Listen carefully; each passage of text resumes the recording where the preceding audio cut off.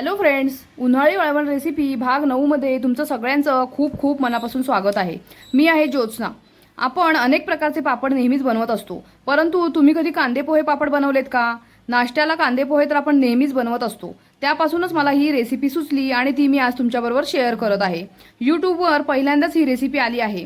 अशा आज नवनवीन छान छान रेसिपीसाठी माझ्या चॅनलला सबस्क्राइब करून बेल आयकॉन जरूर प्रेस करा, जेणेकरून नवीन रेसिपी जर मी अपलोड केली तर सर्वात आधी तुम्हाला नोटिफिकेशन येईल।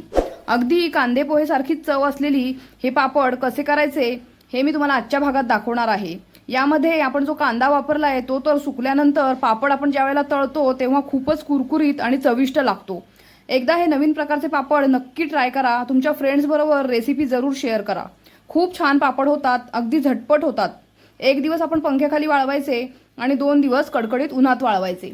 आता इथे आपण सगळं कांदे पोह्यांसाठी जे साहित्य लागतं ते काढून घेतलेलं आहे। कांदे, बटाटे, त्यानंतर पोहे घेतलेले, जाड पोहे, जिरे, कोथिंबीर, मिरची, अगदी आपण कांदे पोहे करण्यासाठी जे साहित्य वापरतो त्याच साहित्यापासून आपण हे पापड तयार केलेले आहेत। आता इथे मी बटाटे सुद्धा सोलून घेतलेले आहेत। 3 मध्यम आकाराचे आपण बटाटे घ्यायचेत, 3 ते 4 छोटे कांदे घ्यायचेत। आपल्याला पापड करण्यासाठी आपण इथे अर्धा किलो जाड पोहे घेतलेले आहेत। हे जाड पोहे आपण स्वच्छ करून घ्यायचे, चाळणीने चाळून घ्यायचे। त्यात काही कचरा वगैरे असेल तर तो सगळा काढून चाळून व्यवस्थित घेतलेले आहेत। त्यानंतर हे सगळे पोहे आपल्याला छान असे मंद गॅसवरती भाजून घ्यायचेत। एक जाड कढई ठेवायची आहे, त्यामध्ये आपण बारीक गॅसवरती छान पोहे हलके होईपर्यंत भाजून घ्यायचेत। पोहे भाजून घेतल्यामुळे पापड छान हलके होतात, त्यामध्ये आपल्याला कुठल्याही प्रकारे पापड खार किंवा सोडा वापरायची गरज पडत नाही। आता इथे तुम्ही बघू शकता पोहे छान असे भाजत आलेले आहेत। हलकेसे भाजून घ्यायचे, खूप आपल्याला लाल करायचे नाहीयेत। पोहे मंद गॅसवरतीच भाजायचे, त्यामुळे कुरकुरीत आणि छान असे भाजले जातात आणि पोहे जळत सुद्धा नाहीत। भाजून झाल्यानंतर आपण एकदा परत त्याला चाळणी मारून घ्यायची आहे आणि मगच ह्या पोह्यांचा आपण वापर करायचा आहे। आता अशा प्रकारे तुम्ही बघू शकता अगदी हलके असे पोहे झालेले आहेत, छान भाजून घेतलेत, खूप लाल केलेले नाहीयेत। आता हे थंड झाल्यानंतर एका मिक्सरच्या भांड्यामध्ये थोडे थोडे टाकून आपण दळून त्याचं पीठ तयार करून घेणार आहोत। अशा प्रकारे पोहे आपले दळून झालेले आहेत, ते एका चाळणीने आपण चाळून घ्यायचे आहेत, जेणेकरून जे दळायचे पोहे जाडसर असे बाकी राहिले असतील ते या चाळणीमध्ये जमा होतील। ते सुद्धा आपण परत मिक्सरच्या भांड्यामध्ये घालायचेत आणि ते दळून घ्यायचेत। त्यानंतर ते परत चाळणीने चाळून हे पीठ आपल्याला सगळं तयार करून घ्यायचं आहे। अशा प्रकारे आपण हे सगळं पीठ तयार करून घेणार आहे। इथे तुम्ही दाखवल्याप्रमाणे बघू शकता परत एकदा मी मिक्सरच्या भांड्यामध्ये राहिलेले जाडसर पोहे घातलेत आणि दळून घेतले। आता इथे एका बाउलमध्ये मी सगळं दळलेलं पोह्यांचं पीठ काढून घेतलेलं आहे।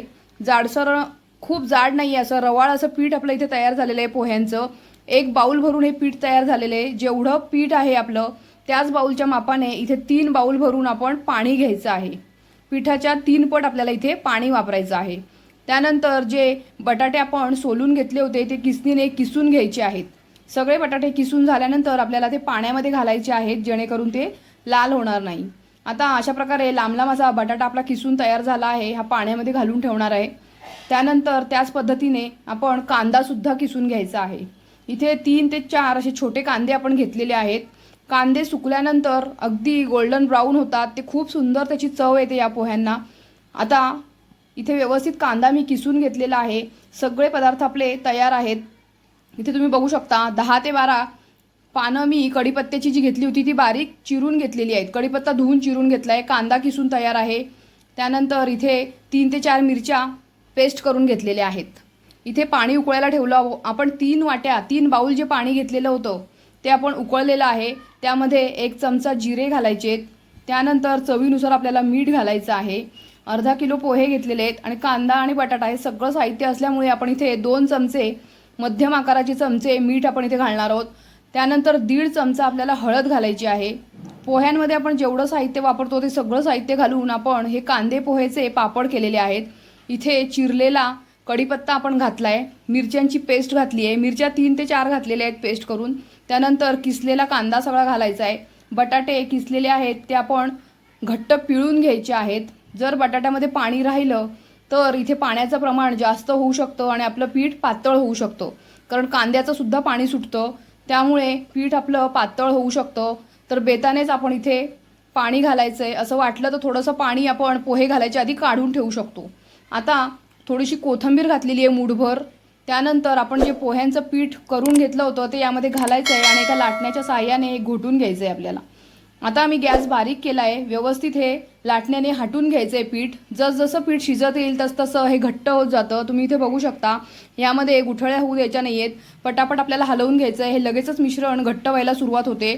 मध्यम आकाराचा असा गॅस आहे. आता गॅस बारीक केला आहे. त्यावरती झाकण ठेवून 5 मिनिटं असंच बारीक गॅसवरती वाफ काढून घेतलेली आहे. तुम्ही बघू शकता छान असा रंग आलेला आहे. अगदी कांदे पोह्यांसारखाच रंग दिसतोय. आता यातलं थोडं थोडं पीठ आपण ताटामध्ये काढून घ्यायचं आहे. ते गार करायला थोडंसं ठेवायचं आहे. हलकंसं गार झाल्यानंतर आपण पापड करायला घेणार आहोत. उरलेलं पीठ आपल्याला झाकून ठेवायचं आहे. आता इथे हे पीठ गरम आहे आणि अगदी मऊसर आहे, म्हणून आपण एक चमचा घ्यायचा आहे. त्या चमच्याच्या साह्याने एकसारख्या आकाराचे एक चमचा असे पिठाचे गोळे आपण करून घेतलेत. त्यामुळे एकसारखे पापड तयार होतात. तुम्ही बघू शकता इथे चमच्याचा आकार घेतलेला आहे मी. त्याच आकाराने आपण एकसारखे गोळे केलेले आहेत. आता इथे आपण पापडाचं मशीन घ्यायचं आहे.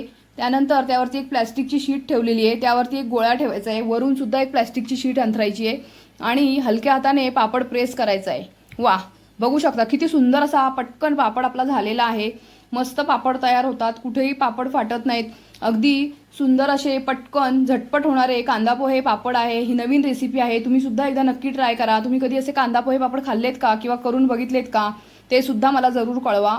तुम्हाला जर नवीन नवीन कोणत्या रेसिपी तुमच्याकडे असतील तर त्यासुद्धा मला शेअर करा. त्यासुद्धा मी करून दाखवण्याचा जरूर प्रयत्न करेल. आता इथे तुम्ही बघू शकता एक खाली प्लॅस्टिकचं शीट अंथरलेलं आहे. त्यावरती एकसारखे असे पापड आपण सुकवायला काढून घेणार आहोत. अगदी झटपट निघतात. कुठेही प्लॅस्टिकला चिकटत नाहीत. खूप व्यवस्थित असे आपले पापड तयार झालेले आहे. हे परफेक्ट प्रमाण मी तुम्हाला इथे सांगितलेलं आहे. अशा प्रकारे आपले सगळे पापड एकसारखे तयार झालेले आहेत. तुम्ही बघू शकता छान असे कांदा पोह्या पापड आपण सुकण्यासाठी पंख्याखाली ठेवलेले आहेत. एक दिवस आपण घरात पंख्याखाली सुकवायचे आहेत. नंतर 2 दिवस कडकडीत उन्हामध्ये पापड छान सुकवून घ्यायचे आहेत. अशा प्रकारे इथे सुकलेले पापड तयार झाले आहेत. आता मी तुम्हाला तळून दाखवते. हा पापड तळल्यानंतर पटकन असा फुलतो. अगदी कुरकुरीत होतो. चवीला सुद्धा खूप छान लागतो. कांद्या पोह्यांचीच परफेक्ट टेस्ट याला आलेली आहे. तुम्ही बघू शकता तेलामध्ये टाकल्यानंतर पटकन असा फुलून आलेला आहे पापड. एकदा तुम्ही नक्की ट्राय करा. रेसिपी आवडली असेल तर लाईक करा, शेअर करा, कमेंट करायला मात्र विसरू नका. वेगवेगळ्या छान छान रेसिपी चॅनलवरती अपलोड आहेत. उन्हाळी वाळवणाचे वेगवेगळे पदार्थ टाकलेले आहेत. ते सुद्धा एकदा नक्की बघा. इथे बघू शकता किती सुंदर असा आपला पापड तयार झाला आहे. छान असा रंग आलेला आहे.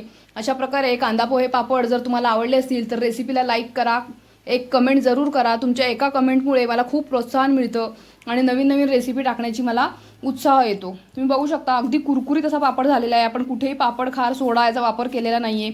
तरीसुद्धा पोहे हलकेसे भाजून घेतल्यामुळे हा खूप खुसखुशीत असा छान पापड तयार झालेला आहे. भेटूया पुढच्या भागात. तोपर्यंत मस्त खा आणि स्वस्त राहा.